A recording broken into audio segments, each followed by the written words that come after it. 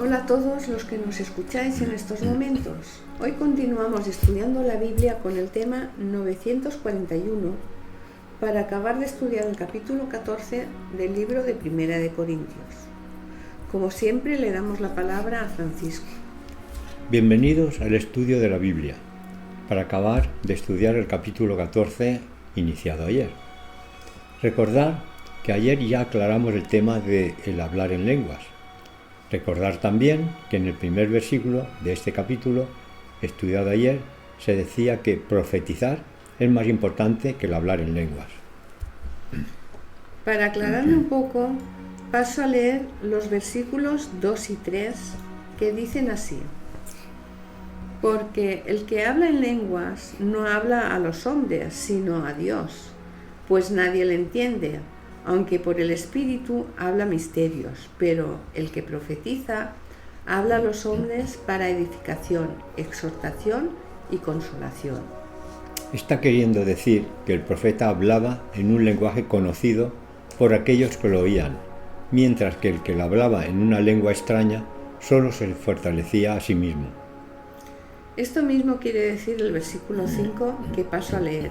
Así que quisiera que todos vosotros hablaseis en lenguas, pero más que profeticéis, porque mayor es el que profetiza que el que habla en lenguas, a no ser que las interprete para que la iglesia reciba edificación. Hemos de aclarar lo que dice el versículo 29, que dice así: asimismo los profetas hablen 2 o 3 y los demás juzguen. Pablo está queriendo decir que una vez escuchado a los profetas, tanto si lo entienden como si no lo entienden, vean si es correcto lo que profetiza y que juzguen si es verdad. Francisco, yo pienso que Pablo se está refiriendo al consejo que dio Jesús a sus discípulos en cuanto a que llevasen mucho cuidado con los falsos profetas.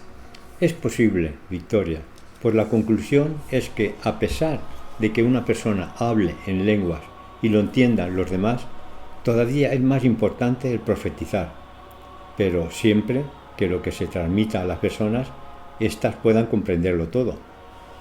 Bueno, pues ya tengo claro lo que se refiere a hablar en lenguas y al don de profecía, pero Francisco, estoy impaciente por estudiar el tema que dijiste sobre el protagonismo de la mujer, que, aunque sea opinión de aquellos tiempos, también puede influir en el presente. Pero para entrar de lleno en ese tema, comienzo leyendo el versículo 33. Dice así: pues Dios no es Dios de confusión, sino de paz, como en todas las iglesias de los santos. Victoria, para prepararte a escuchar lo que dice el versículo 34, ves tomando nota de este 33 que está hablando de paz y orden en las iglesias. Como sé que ya estás preparada, si te parece, tú misma lee el versículo 34. Encantada de leerlo, porque estoy deseando aclarar este tema. Dice así: vuestras mujeres callen en las congregaciones, porque no les es permitido hablar, sino que estén sujetas, como también la ley lo dice. No me puedo creer que Pablo hable de la mujer de esta forma tan humillante. No te pongas nerviosa. Pablo reconoce la importancia de la mujer, porque más adelante dice que ya no hay esclavo, ni libre, ni judío, ni griego, ni mujer, ni hombre. Francisco, entonces no lo entiendo. Te he dicho que observaras el versículo 33, en el que dice que Dios es un Dios de orden. Tanto los judíos como los gentiles tenían costumbres muy arraigadas sobre la actitud de la mujer. El rol de la mujer era estar en casa, hacer las labores de la casa, cuidar de su marido y de sus hijos, pero descartaban de que la mujer participara de la actividad pública.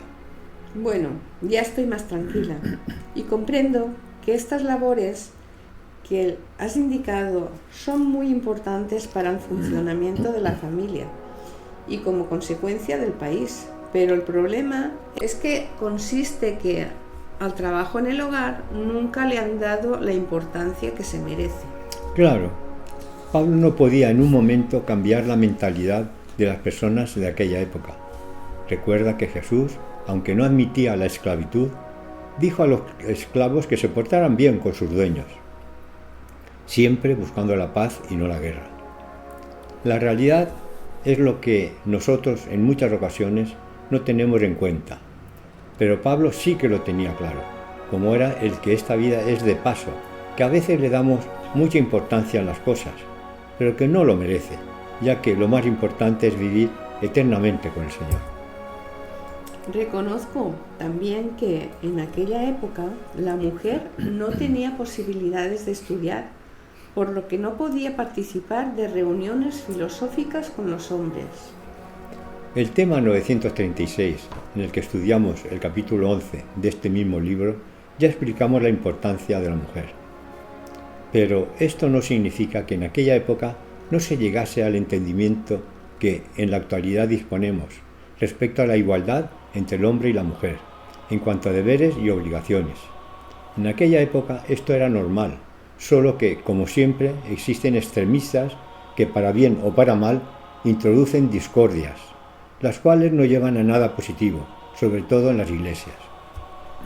Parece que la iglesia de Corinto no fue la primera, sino una de las últimas que Pablo fundó. Por lo tanto, no le correspondía a esa iglesia prescribir reglas de conductas para otras iglesias, ni pretender ser diferentes a ellas. Bueno, Victoria, acabamos el estudio de este capítulo 14, con el deseo de que haya quedado claro los conceptos anticipados al principio del estudio, sobre el hablar en lenguas, el tema de las profecías y, por último, el protagonismo de la mujer en aquellas ciudades. Pero no quiero acabar sin leer los dos últimos versículos. Dicen así: así que, hermanos, procurad profetizar, y no impidáis el hablar en lenguas, pero hágase todo decentemente y con orden. Realmente este es el mensaje de Pablo, que hemos podido comprobar a lo largo de sus escritos, siempre tendentes a poner paz, poner orden y no proclamar una iglesia extravagante y desordenada. Bueno, pues hemos acabado de estudiar este capítulo 14, por lo que mañana continuamos estudiando la Biblia con el tema 942. Bendiciones y hasta mañana.